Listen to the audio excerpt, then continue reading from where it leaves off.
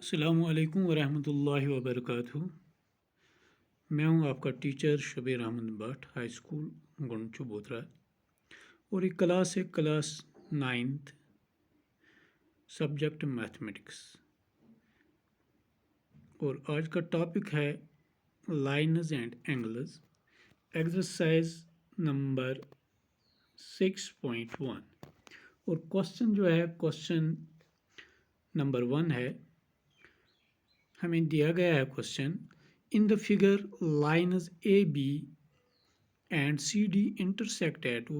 If angle A O C plus angle B O E equal to 70 degree and angle B O D equal to 40 degree, find angle B O E and reflex angle C O E. यानी हमें जो शक्ल दी गई है, इस शक्ल में, इस फिगर में दो लाइन्स हैं। एक लाइन है ए बी और दूसरी लाइन है सी डी। ये दो इंटरसेक्ट करते हैं एट पॉइंट ओ। हाँ, चूँकि एंगल ए ओ सी और उसके साथ एंगल बी ओ ई,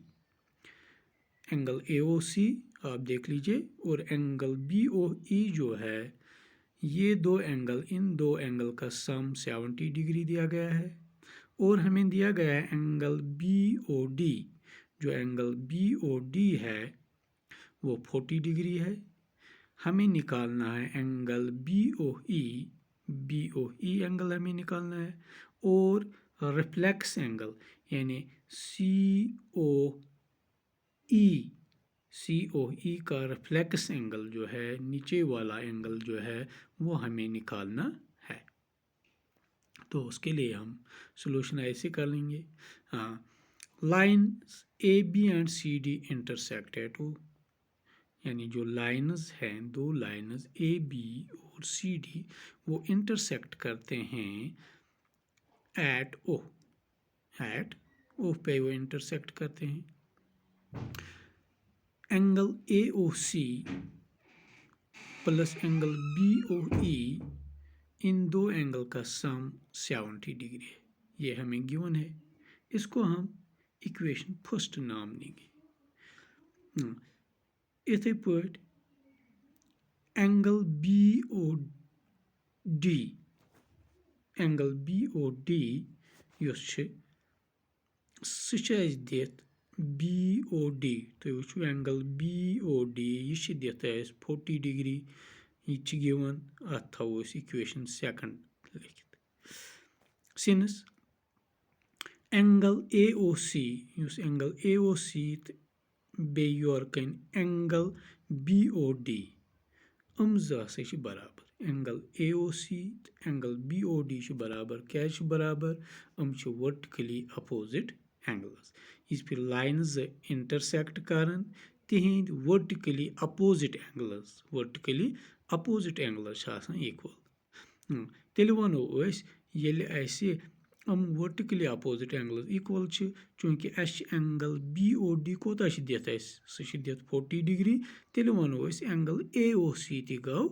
40 डिग्री। क्या दोयम इक्वेशन मज पेट कन लिख, एंगल बी ओ डी कत बराबर 40 बराबर। गो गोडुक चीज कोर एंगल ए ओ सी कोर सह गो 40 डिग्री। वनो एंड ए ओ सी पेट कन फर्स्ट इक्वेशन मज angle A O C plus angle B O E सह बराबर 70 डिग्री। तेल गो एंगल ए ओ सी कोर 40 degree plus angle B O E equal to 70 degree. यानी फ्रॉम इक्वेशन फर्स्ट यूज अगर इक्वेशन फर्स्ट करो, अत अगर कड़ो एंगल बी ओ ई सह गो 70, यह 40 करोन ट्रांसपोज, गो 70 माइनस 40। 70 माइनस 40 फिर सब्ट्रैक्ट करो, सह कत गो बराबर, सह गो 30 डिग्री बराबर। गो एंगल बी ओ ई कड़न एंगल बी ओ ई सह गो 30 डिग्री बराबर। यानी युस अस एंगल बी ओ ई ओस कड़न फाइंड एंगल बी ओ ई ओस कड़न अस क्वेश्चनस मज सह कोड अस सह द्राव 30 डिग्री इथे पे वनो एंगल ए ओ सी तुम वो angle A O C plus अगर अत करो angle B O E plus करोस एंगल सी ओ ई यानी यमन त्रेन एंगलन हुन सम यह सह 180 डिग्री क्या 180 डिग्री क्या ए ओ बी बने स्ट्रेट लाइन यानी स्ट्रेट लाइन हुंद एंगल युस 180 डिग्री यथ स्ट्रेट एंगल ते वनान angle A O C code सह कोता 70 डिग्री क्या angle A O C plus angle B O E angle A O C plus angle B O C given सह equation first यथ नाव थो सह कोता सह 70 डिग्री अत रूद angle plus angle C O E angle C O E equal to गो 180 डिग्री यथ लिख फ्रॉम इक्वेशन फर्स्ट कड़ोन एंगल सी ओ ई गो 180 70 करोन ट्रांसपोज गो -70 180 -70 सह कोता गो सह गो तेल 110 डिग्री फिर समन दोन करो सब्ट्रैक्ट ठीक से नाउ वहाँ से कड़ोन reflex angle C O E now reflex angle C O E गो complete angle minus angle C O E C O E angle द्राव पे कन सी ओ एंगल 10 डिग्री फिर रिफ्लेक्स कड़ोन गो बनिम यह मे एरोस मज होमुत यह एंगल अत वन reflex angle C O E 360 degree -110 degree फिर यमन दोन माइनस करो सह गो 250 डिग्री हेनस एंगल बी ओ ई द्राव तेल 30 डिग्री कड़न तो reflex angle C O E गो 250 डिग्री यह question number first question number second अमी एक्सरसाइज अगर वो सह वनान in figure lines X Y and M N intersect at O line जम एक्स वाई तो बेक एम एन लाइन हम इंटरसेक्ट कर पॉइंट ओहस पे अगर angle P O Y 90 degree यानी यह राइट एंगल बेस वन ए इज टू बी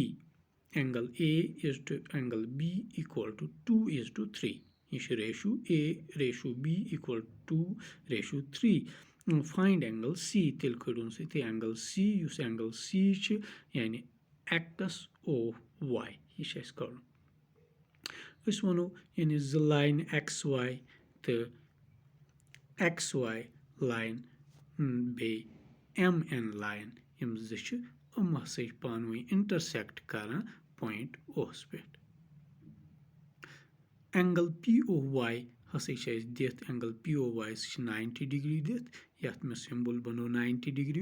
यानी यह गो राइट एंगल आल्सो गिवन बे A is to B equal 2:3 करो सपोज लेट ए थवन 2x बी थवन 3x बराबर ए थवन 2x तो बी थवन 3x बराबर तेल वनो angle X O M plus angle P O M plus angle P O Y यानी यमन त्रेन एंगलन हुन सम सह गो 180 डिग्री अत वनो लीनियर पेयर एक्शन यह बने स्ट्रेट लाइन एक्स वाई यानी यमन त्रिशवन हुन सम बने तेल 180 डिग्री एक्स ओ एम सह 3x यानी सह बी बराबर X O M P O M सह ए बराबर 2x थो 2x कोर suppose plus angle P O Y सह गो 90 डिग्री यमन दोन फिर ऐड करो 3x + 2x कोता गो सो गो 5x 5x = 180 degree 5x बेकिस steppes में 5x = 180 ये 90 करूँ ट्रांसपोज गो 180 - 90 180 - 90 से गो 90 तो x गो तेल 90 divided by 5 फिर दोश गो साइडो पर 5 करो divide so go x = 90 divided by 5 90 से फिर सब्ट्रैक्ट डिवाइड करो 5 से सो गो 5 1 is 5 at से 4 5 8 is 40 go 18 degree x द्राव 18 degree ये x 18 द्राव तेल x o m use b बराबर b 3x बराबर गो 3 × x को वैल्यू द्राव 18 3 × 18 इस फिर करो सो गो 54 3 8 बे गो 3 1 3 गई 5 गो 54 इथे पे वो एंगल POM युस a बराबर सह 2x 2 × 18 2 × 18 गो 36 angle now angle XON use C हसे बराबर एंगल MOY एंगल XON अमुक अपोजिट एंगल युस सह MOY क्या वर्टिकली अपोजिट एंगल्स तेल वनो एंगल XOY सह angle POM plus angle POY POM plus angle POY POM सह कोड सह 36 डिग्री